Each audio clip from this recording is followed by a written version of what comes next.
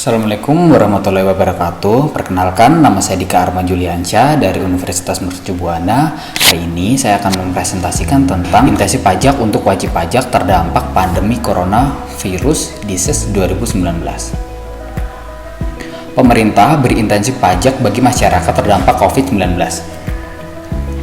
Pandemi virus corona atau biasa disebut dengan COVID-19 telah merembet menjadi krisis ekonomi di berbagai negara, termasuk Indonesia, sehingga pada akhirnya instrumen pajak dipilih oleh sejumlah negara untuk menjadi salah satu alternatif penyelamat perekonomian dalam negeri. Wabah virus COVID-19 berdampak terhadap setiap aspek kehidupan, mulai dari sosial, politik, sampai ke stabilitas ekonomi di dalam dan luar negeri. Selain itu, pandemi ini juga mempengaruhi produktivitas masyarakat dalam melaksanakan kegiatan sehari-hari. Hal ini membuat pemerintah harus memberikan perhatian lebih di berbagai sektor agar bisa mengurangi dampak dari pandemi yang sedang berlangsung. Di bidang ekonomi, pemerintah Indonesia sudah bereaksi untuk mengeluarkan kebijakan-kebijakan agar stabilitas perekonomian bisa terjaga. Salah satunya adalah kebijakan intensi pajak untuk menyelamatkan perekonomian nasional. Kebijakan ini diatur dalam Peraturan Pemerintah Pengganti Undang-Undang atau Perpu Nomor 1 Tahun 2020 tentang Kebijakan Keuangan Negara dan Stabilitas Sistem Keuangan untuk penanganan pandemi coronavirus disease dalam rangka menghadapi ancaman perekonomian nasional dan stabilitas sistem keuangan. Peraturan Menteri Keuangan Nomor 9 Bulan 3 Tahun 2021, hampir setahun kebijakan intensif pajak diterapkan. Intensif pajak merupakan salah satu program pemulihan ekonomi nasional atau PEN selama tahun 2020 dan dilanjutkan tahun 2021 melalui Peraturan Menteri Keuangan PMK Nomor 9 Tahun Bulan 3 Tahun 2021 tentang intensif pajak untuk wajib pajak terdampak pandemi coronavirus disease 2019. Intensif pajak sepanjang pandemi. Terdapat 5 intensif pajak dalam Peraturan Menteri Keuangan Nomor 86 Bulan 3 Tahun 2020. Yang pertama, PPh Pasal 21 ditanggung pemerintah atau DTP. Yang kedua, PPh Final UMKM DTP. Yang ketiga, pembebasan PPh Final Pasal 22 impor. Yang keempat, pengurangan angsuran PPh Pasal 25.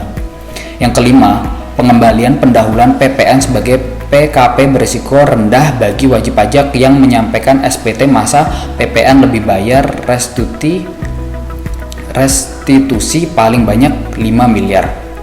Kemudian, perubahan dalam Peraturan Menteri Keuangan Nomor 110 Bulan 3 Tahun 2020 yaitu PPh Final DTP pada sektor padat karya tertentu. PPh Final Jasa Konstruksi DTP dalam program percepatan peningkatan tata guna air irigasi.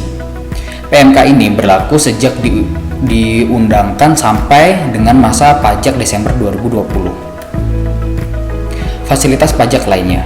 Pengurangan angsuran PPh Pasal 25 sebesar 50%. Intensif pajak ini sampai dengan Desember 2020 sejak masa pajak pemberitahuan disampaikan atau masa pajak Juli 2020 wajib pajak yang telah melakukan pemberitahuan. Dalam Peraturan Menteri Keuangan Nomor 9 Bulan 3 Tahun 2021 mengatur tentang perpajakan intensif yang telah ditetapkan dalam Peraturan Menteri Keuangan Nomor 110 Bulan 3 Tahun 2020 sampai dengan 30 Juni 2021. Dampak intensif pajak. Pengaruh stimulus fiskal mampu menjaga kestabilan penerimaan pajak.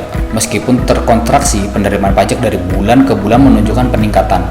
Data realisasi penerimaan pajak dapat dilihat dari Laporan Anggaran Pendapatan dan Belanja Negara atau APBN kita Kementerian Keuangan tahun 2020. Terlihat bahwa pada awal-awal aturan ini diterapkan yaitu Mei 2020 penerimaan pajak mengalami perlambatan karena kegiatan sosial dibatasi dan pemanfaatan fasilitas intensif perpajakan. Realisasi penerimaan pajak bulan ini sebesar 35,54% dari target. Sebulan kemudian, pengaruh stimulus fiskal masih dirasakan. Semua jenis pajak mengalami konstruksi pada semester 1. Namun, pelonggaran PSBB menunjukkan adanya perbaikan penerimaan. Realisasi pajak bulan Juli sebesar 44,35%.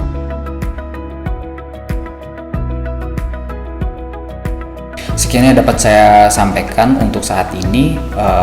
Terima kasih dan sampai jumpa kembali.